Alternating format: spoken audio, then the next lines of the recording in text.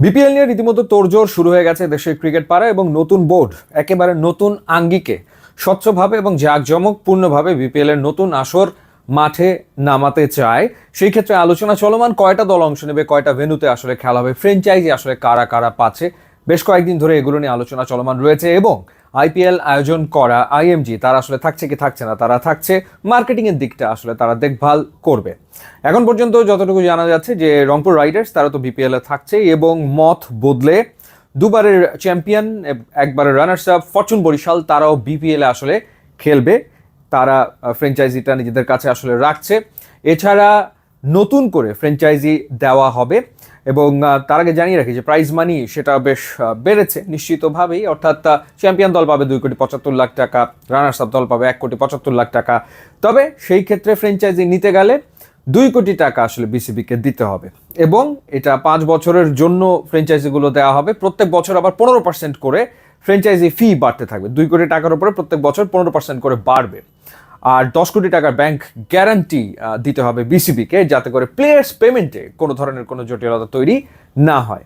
এবং একই সাথে যেটা শুনতে পেরেছি যে ফ্র্যাঞ্চাইজি আসলে সেই সব প্রতিষ্ঠান বা কোম্পানিকে দেওয়া হবে যাদের আর্থিক মূল্যমান অন্তত 200 কোটি টাকা, অর্থাৎ কোম্পানি ইভ্যালুয়েশন করলে 200 কোটি টাকার কোম্পানি, তাদেরকে আসলে ফ্র্যাঞ্চাইজি দেওয়া হবে।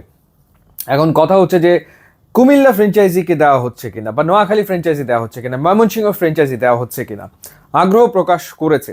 যেমন কুমিল্লা ফ্র্যাঞ্চাইজির ব্যাপারে আগ্রহ প্রকাশ করেছে 10-12 স্পোর্টস ম্যানেজমেন্ট কোম্পানি।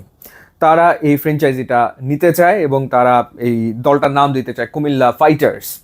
এরপর নোয়াখালী ফ্র্যাঞ্চাইজির ব্যাপারে আগ্রহ রয়েছে সায়ান গ্লোবালস নামের একটা প্রতিষ্ঠানের, যুক্তরাজ্য ভিত্তিক, লন্ডন ভিত্তিক একটা প্রতিষ্ঠান। তারা নোয়াখালী রয়্যালস নামে এই দলটা তারা আসলে নিতে চায়। এছাড়া যেটা বললাম যে থাকছে ফরচুন বরিশাল, থাকছে রংপুর রাইডার্স, এছাড়া থাকছে খুলনা যাদের কাছে ছিল তারাই সম্ভবত নিজেদের কাছে ফ্র্যাঞ্চাইজিটা রাখছে এখন পর্যন্ত, তাই শুনেছি। রাজশাহীর মালিকানা বদল হচ্ছে, নতুন একটা বাংলাদেশেরই একটা গ্রুপ তারা আসলে রাজশাহীর ফ্র্যাঞ্চাইজির ব্যাপারে আগ্রহী এবং তারাই আসলে এই ফ্র্যাঞ্চাইজিটা পেতে যাচ্ছে এমনটাই শুনেছি। আর বাকি থাকলো হচ্ছে চট্টগ্রাম, সিলেট।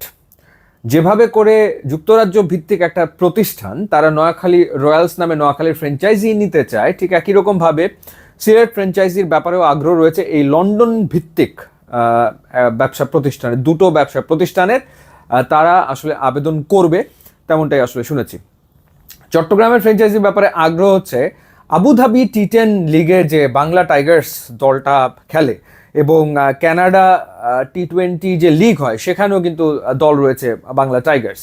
সেই বাংলা টাইগার্স মূলত চট্টগ্রামের ব্যবসায়ীদেরই আসলে ফ্র্যাঞ্চাইজি, দুবাই ভিত্তিক। তারা বিপিএলে এই চট্টগ্রাম টিমের ব্যাপারে তারা ইন্টারেস্টেড। এছাড়া আমরা শুনছি যে ময়মনসিংহ টিমের ব্যাপারেও আগ্রহ রয়েছে।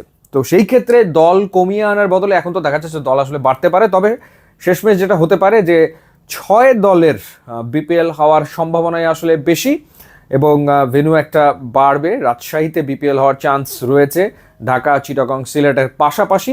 তো সেই ক্ষেত্রে বরিশাল, রংপুর কনফার্ম, এছাড়া খুলনা এবং ঢাকা সেটাও কনফার্ম। কিন্তু ঢাকারটা আসলে শাকিব খানের কাছে থাকছে না অন্য কারো কাছে যাচ্ছে, সেটার জন্য অপেক্ষায় থাকতে হচ্ছে। এই 4টা মোটামুটি কনফার্ম। এর সাথে নতুন আসতে পারে কুমিল্লা, নোয়াখালী, ময়মনসিংহ থেকে একটা এবং চিটাগং, সিলেটের থেকে একটা হয়তোবা থাকবে। সুতরাং মোটামুটিভাবে 6 দলের বিপিএল, 7 দলেরও আসলে হতে পারে। সেই সিদ্ধান্ত বিসিবি পরবর্তী সময়ে গিয়ে নেবে। তো দেখা যাক শেষমেশ কয় দলের বিপিএল হয় এবং কারা কারা ফ্র্যাঞ্চাইজিগুলো পায়। 5 বছরের জন্য ফ্র্যাঞ্চাইজি এবার দিতে যাচ্ছে বিসিবি এবং একই সাথে তারা প্রফিটও শেয়ার করবে। অর্থাৎ টিকেটিং থেকে যে অর্থ তারা পাবে, এরপর মিডিয়া রাইট থেকে পাবে, গ্রাউন্ডসের অ্যাডভার্টাইজিং থেকে যে অর্থ তারা পাবে, সেখান থেকে 30% এই ফ্র্যাঞ্চাইজিদেরকে দিয়ে দেওয়া হবে। প্রফিট শেয়ারিং মডেল শুরু হতে যাচ্ছে বিপিএলে, যেটা একটা নতুন, এটা এর আগে আমরা আসলে দেখিনি। সো দেখা যাক আলটিমেটলি কি দাঁড়ায়। ইউটিউব, ইনস্টাগ্রাম লিঙ্ক দিয়ে আছে, আপনারা যোগ দিলে খুবই খুশি হবেন। Thanks for watching.